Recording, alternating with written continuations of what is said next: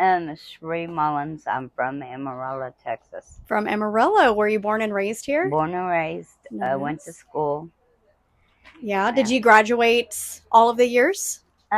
No, but I did get a GED, and then when I moved to Dallas, I went to college. I went to college in Borger at Frank Phillips. Okay. So Yeah, that's a good yeah. college. That was a good one. So, what was your childhood like? Like, were you with both of your parents? No, Were they divorced? What uh, What was your childhood?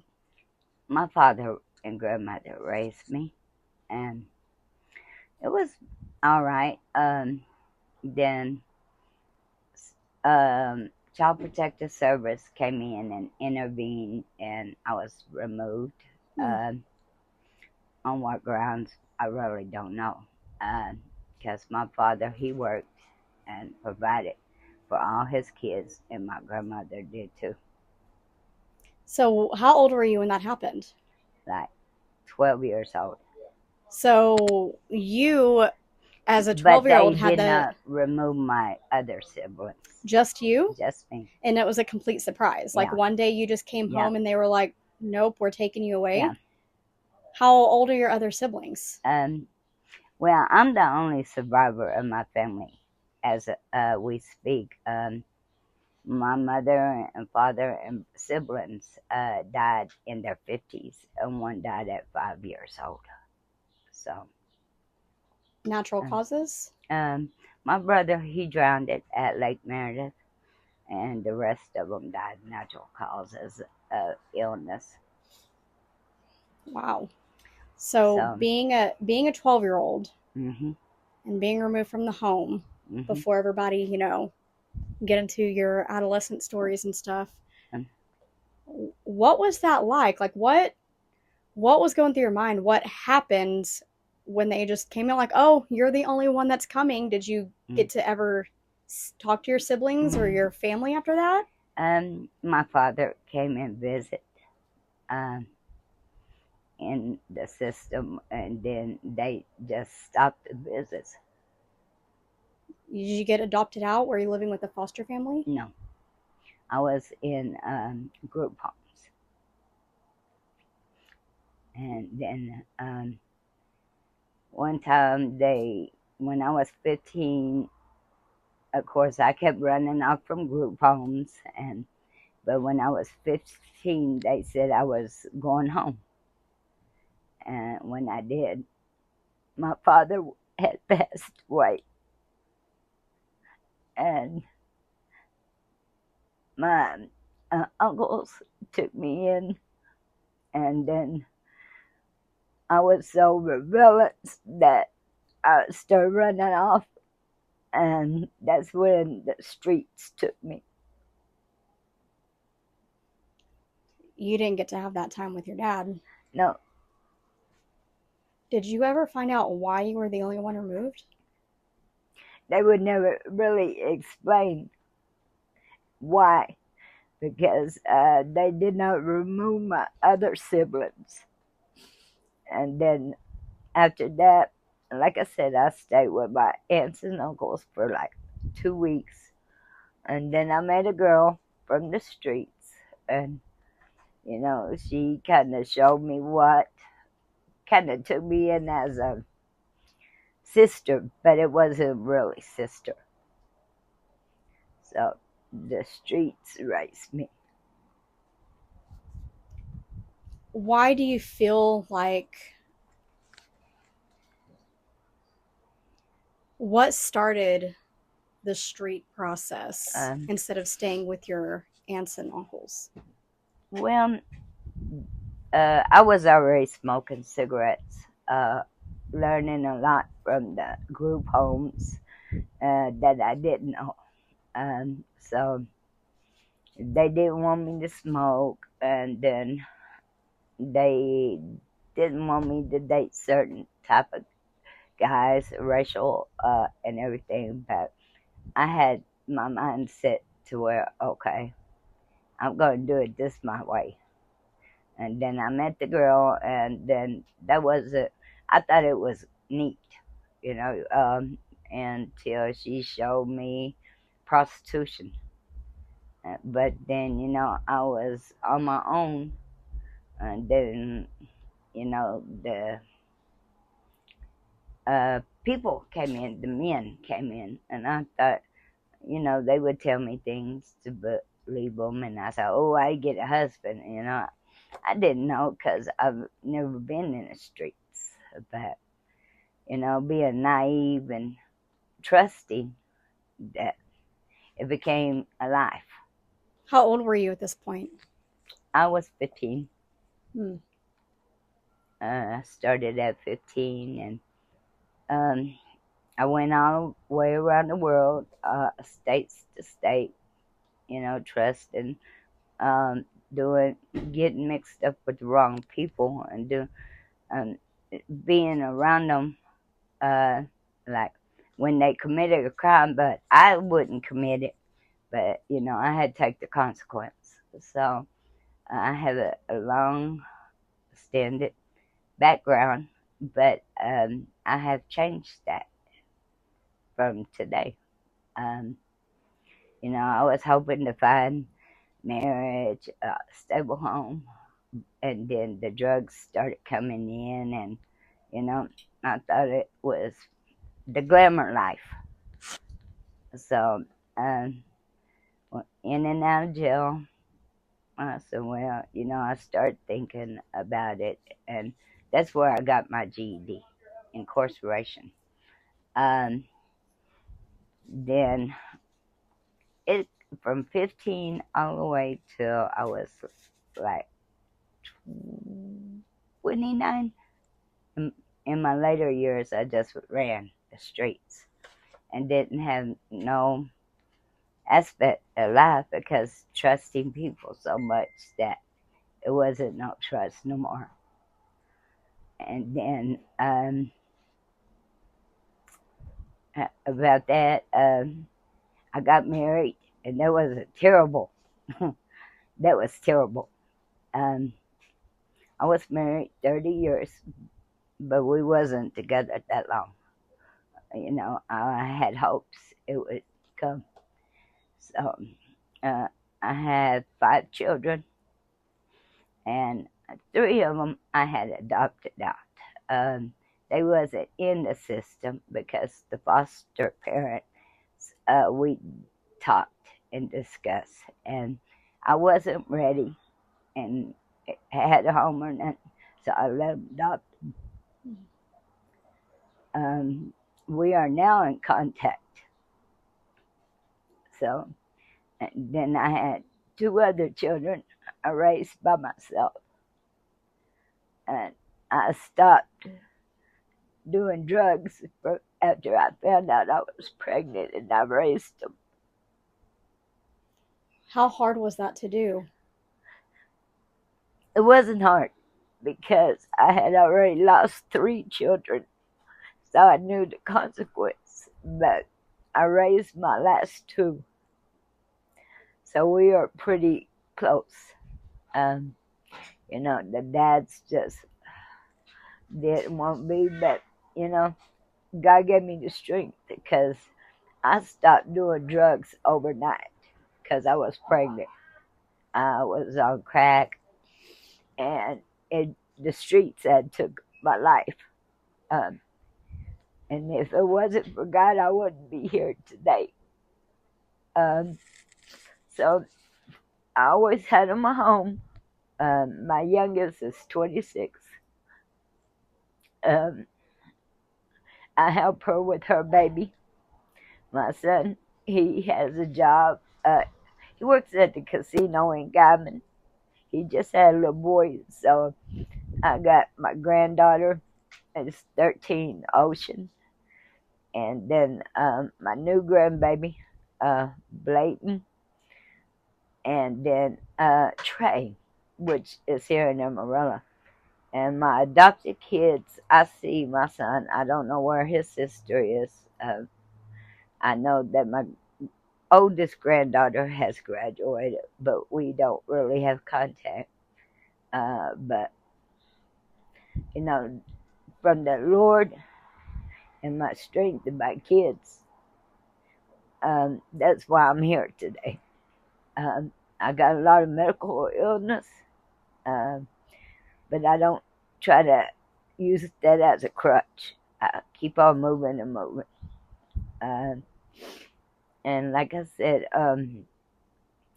I've never been homeless before until about less than 7 years ago, where I was on Panhandle Community, and then I had an eviction. Well, when I went to court, because I've never had eviction in my life, I went to court and everything, and I appealed the judge's decision, and I had won. So Panhandle wouldn't give me back my voucher. So there I become homeless, and then um, I went through the sequence of the pills and all that, and then till I just got discouraged and let it go. I'm a very determined person. So City gave me a voucher, and then they I went to a certain area apartments, and it wasn't very good. And coming home program. I said, oh great, they're gonna help me, get through. But that wasn't the case. They was telling me to quit calling officers, and the manager and the police APD told me to call them because gangbangers threatened me. And they said, quit calling police. So they said, well, we can move you over here to another apartment. And I said, okay. They always say, well, you get 2 bedrooms for one price of one. And I said, no, okay. Because I live off a fixed income. And as you can see, I draw. I used to have a flea market, so I still got a lot of stuff, and people still donates to me because I go up and give it to Faith City Mission, the clothes, or the resource, take clothes up for the homeless. Or if I see somebody, if they need it, I give it to them. But to make a long story short, I got carbon monoxide twice in the apartments, and the apartments they kind of off the wall too. They knew people was coming in. I called police, and APD just kind of thought I was a senile old lady until they was broke the ceiling in. I said, somebody's in my crawl space. And everybody said, no, well, you must be on drugs because you used to do drugs and everything. So you just high or senile till the roof broke in.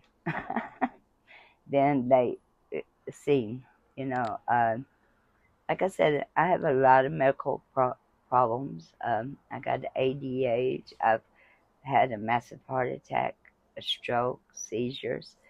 I've survived. I shouldn't be here, but if it wasn't for the good Lord, I'm here. And then I heard about this program, and I said, that might sound good because, some of the programs don't do what this program. So I got into it, and it's very well program. And just like I told the staff, this is a great program. Some people is not accustomed to structure, and that's what you need in life: structure and stability. And I'm doing the best I can. I've been looking for an apartment, and I know I can't live here forever. Um, I get income and everything, but see, since the city waited 2 weeks before my voucher to expire, I couldn't reapply. you know, um, but I tried Panhandle again. And my goal is to find an apartment or a house that don't say, well, you need 3 times the limit, you know. because that's not going to be. Um, and then when I first came, I still go to NA and AA. Uh, Not like I was because I got appointments, and then my daughter has been in a hospital and I have to help her with the baby. And, so since children can't be here, I have to go out and help her. And so, but this program is really awesome because nobody in Amarillo would have ever thought about this kind of program for the homeless. What's different between this program and the others you've experienced? Well, um, I really never stayed at the Salvation Army or Faith City Mission because of COVID. And I had COVID before, and they said, my doctor said that if I caught it again, I wouldn't make it because I've got lung cancer, emphysema. I got breathing machines, but I try not to use it all the time, but I do use it. But because once you depend on oxygen, you might as well just, you know. But me and my doctors, we've discussed it, and I push myself to the limit. I make myself go, even though I hurt. I try to keep active. But this program, it's giving you a chance to save up money, learn how to cope with a lot of skills a lot of homeless people don't have. And just like I tell everybody, there's rules in life. Even if we don't like them, you know, it gets you through. Because if we didn't have no rules in life, what would it be? Chaos. But whoever thought about bringing this program did an awesome job because you got cabinets, you ain't out in the streets, you ain't getting rained on. Even the ones in a safe space, they can lay down and not worry about somebody coming and stabbing them or, the rain and everything. And it's teaching them slowly, slowly but surely, they will learn that you get up and you function in life. You know, you don't have to just sit around. Um, and then if you say you're not able to work, there's other things like I sell pictures, I draw, I sell clothes. I had a flea market. I still got supplies, and people still donate to me. So I'll give. And then, but most of all, uh, from this program compared to the other programs, I feel myself personally. Um, the other shelters is like, okay, this is a job. Go to bed, get out of my way, and get up in the morning, get out. Okay. Well, here I think they are in a progress of getting NA. So people that don't have a car have all the sources they need right here, and they don't feel like, ooh, I don't have nobody to talk to, because there's staff, and staff answers the question and talks to them and treats them like a human being compared to the other shelters. They just like, this is a chore, let's get you out of the way. But here they have compassion, and the people that stays here gives them hard times sometimes too, but it's a stepping stone to them from being out on the streets. They have water. They have facilities. They could go into the bathroom, bathe, use the bathroom. If you need medical, they willing to help you try to get there or call the ambulance. Ain't ain't no violence here, and so and they interact, which is a good thing because most programs say, well, men on this side, you know. Uh, and then they have like a compare. It's like being in a world. You go out to eat, you with the males. It's how you know. Um, it's not like a jail or a mental hospital here. You go and come as you do, and like I said, everybody's got to realize there's rules. Because when God made Earth, He made rules. But you know, it's awesome. And then the other shelters, if you happen, there's some people that has alcohol problems or have their dogs. Now the other shelters is not going to let you bring your dogs, or if you went out and smell like alcohol, come in. You know, but they do set rules and guidelines to what you can and can't do. So you know, I like I said, I praise this program I love because that. nobody else would have thought about it in here in Amarillo. But it's a good program, and when I leave here, I hope the next person gets benefit like I do out of it. It's not a permanent placement, but it's a placement where you can step up to the next level and learn. You mentioned earlier that you hit the streets when you were 15, right? Mm-hmm. What is the difference of being on the street versus being homeless? When in the streets, there's drugs, and you trying to trust somebody, but you don't know who to trust. Like you're trying to find Yeah, friends, yeah, stability. stability.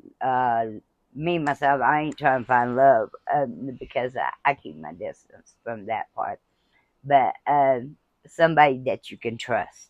Say like, if I say, well, I could go to the staff here and say something, or say, well, somebody's bothering me.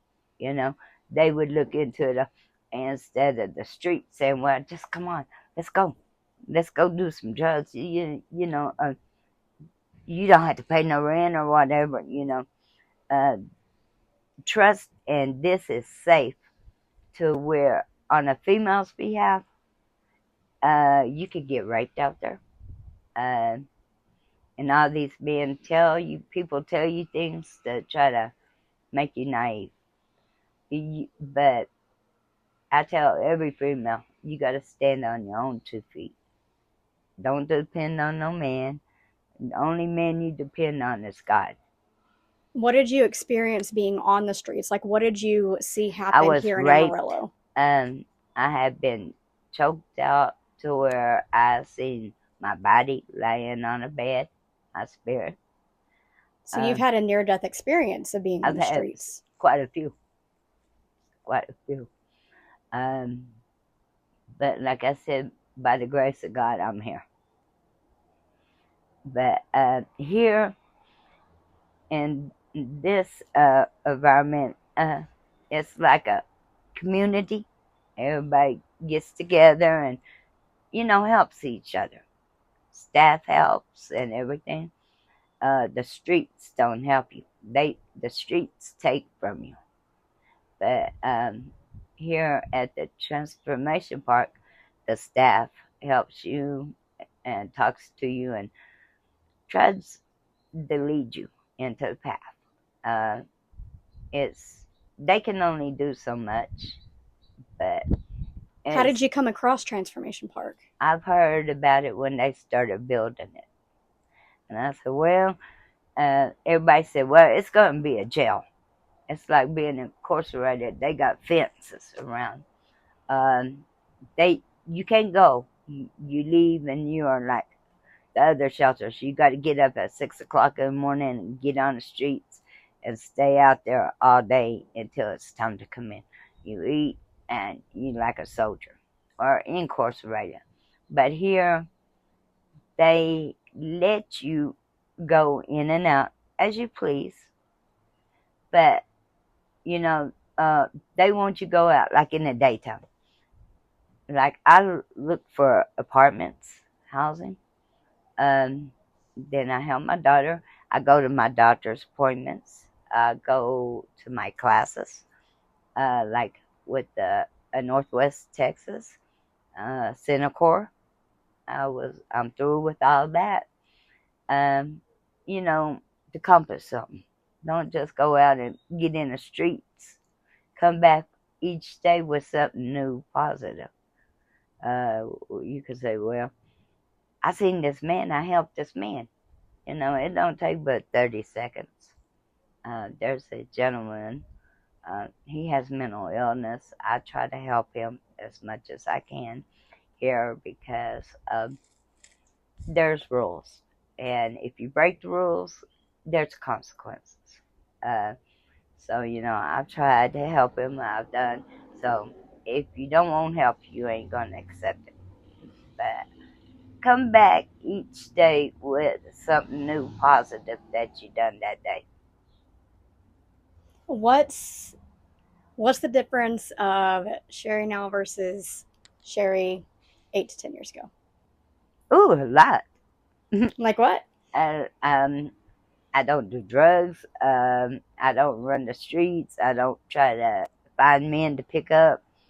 Like today, I was going to tell Steph later on, I was leaving here, and there's these men following me in trucks and cars. I'm saying, what?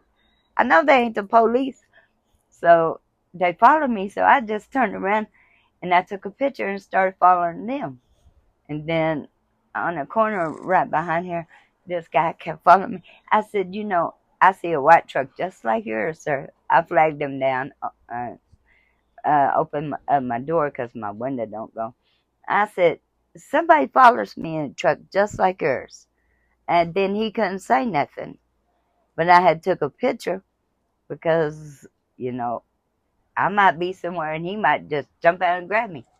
But I, I don't know what some of the society, they think homeless women are prostitutes. All of them is not prostitutes. I dress. I don't have to look like dirty clothes, matted hair because I'm homeless. Homeless could be a banker and you wouldn't even know he's sleeping in his car. So homeless is all the way around. It's not the way you look. It's not the way you talk. Or it's not the way you do things. So homeless can be in any shapes. What are your goals? What are your big aspirations that you want to do in life? Well, I'm 62 years old. Like I said, I live my mother, father, my siblings. It's just me and my kids. I want to help the homeless too. What do you want to do? Show them that just because people think of you one way, you don't have to put that, well, I gotta be homeless. I can't do this. I don't have nothing. You are somebody. You're a person, and you can do whatever you want to. No, like my granddaughter said, Nanny, you too old to go to school. I said, no, I'm not. You never get too old till you take your last breath. Because you learn something new every. Like I said, I've never been homeless till a few years, and then my kids, I give them their space. I can't tell them who to marry and who to date, just because I don't agree with their boyfriends. So I just let them have their space, and we get along like that. Because you are grown, but don't take no wood or nickels. And then the staff here, they've seen my grandbaby come up here, and they said they are going to start building a place for women and children to come in, because right now they can't. So I go out there and see my grandbaby, my daughter. She comes up, and like I said, the homeless people in their mind think, because people think a certain category of them. That's not it. Um, you got to help a person upgrade themselves. You know, like, well, what have you done today, Sheree? Well, I went, I washed my car, or I went and put in applications.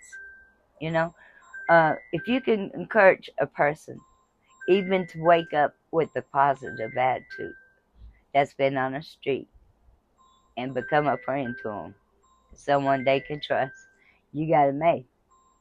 So your goal is to be the person that you didn't get to grow up with for other people. Right. Yeah, To you're help here to them. love Yeah. everyone and to show that they are Oh, yeah. worthy And and my trust, like I said, I still trust when I shouldn't trust, but, only God can give me that feeling. But when did you first come across the faith of leaning in God to get you clean and when, give you a better when, life? when I first believed, I was 17. When a man had choked me out in a motel, and I seen my naked body on a bed, and God had told me, I'm not ready. And then after I adopted out my children, um, I don't have regrets because I see them now. Because I wasn't able to provide for them. So they were, and then adopted parents kept them, and when they was dying, they let them know about me. They was from Amarillo, so um, I couldn't provide for them. So and there's more shelters should be like that for women and children too. And they said they was going to build another complex with where women and children, because there's a lot of domestic violence. And my daughter, I rescued her 3 times from sex trafficking, and now she has a baby. She knows what I was talking about. But you know, everybody say, "Well, she's grown." Yeah, she is grown, but she has a few medical issues, and you know, borderline autistic, but smart, very smart. She's a good mother and everything, and she's been in domestic violence, sex trafficking, and I vowed to my kids when they was young, I would protect you till I die, and that's what I do, because a female shouldn't be hurt, and some men was been in a home with abuse. I was never abused as a child, and my children wasn't. Uh, I made sure of that, but um, there should be more shelters here in Amarillo that, like, like I said, don't strap it on as like a jail or a mental facility, because even if you say, "Well, Sheree, have you took your medicine today?" "Oh, I forgot." "Well, thank you for reminding me." So but this is an awesome place, and yeah, they said they building some. You're gonna run into cracks everywhere you go, but I haven't seen no cracks yet in here because they are just starting, and everybody's different. You got people different, but it's a goal. This place is a goal to get up on your feet instead of saying, "Well, go on out in the streets. Come in at 3, eat. Now you go to bed." You know, just like I got my garden out there. I got a garden, and I don't even have a green thumb, but it's growing. I color. I go to doctors, and I talk to people. Uh, if they need something, I help them, and you know, uh, it's like they are also teaching people structure of living in at home. If you get a place, you go out, clean your facility. You got chores. Well, that's just like cleaning your house if you have a house, you know. So they are kind of taking baby steps to regroup these people back into society, not pushing them back out where you know what to do. You 100 years old, you know. They've been on the streets and they don't have trust in a lot of people. They got mental and medical problems, but here they they are structuring you back into life, not kicking you out. I love that. And I love that Yeah, for you. yeah. So thank you for sharing your story Mhm, for everyone and walking us through what life looked like for you back then. mhm. We spoke about what the show looked like, 8 years Yeah. ago and today. What do you think this show is going to look like in the next 5 years? Oh, I need to have a place. I'm gonna come back and say, "Well, do y'all need some help?" You know, I volunteer. I don't mind helping out. If I ain't doing nothing, because like I told the doctors and I told everybody, if I sit like some, because I got a rheumatoid arthritis and a fibromyalgia. Now, if I sit down, just sitting down watching TV, that's when I'm gonna die, because all I gotta do is think about it. I've got to do something. I've got to keep moving. And then I got ADH and narcolepsy. So my medicine makes me stay up during the day and at night I sleep. But if I just sit down, I would die. So I gotta be moving. I gotta push myself. You're very determined and dedicated, and Yeah, I'm really proud of you. yeah. Thank you for sharing your You're story. welcome.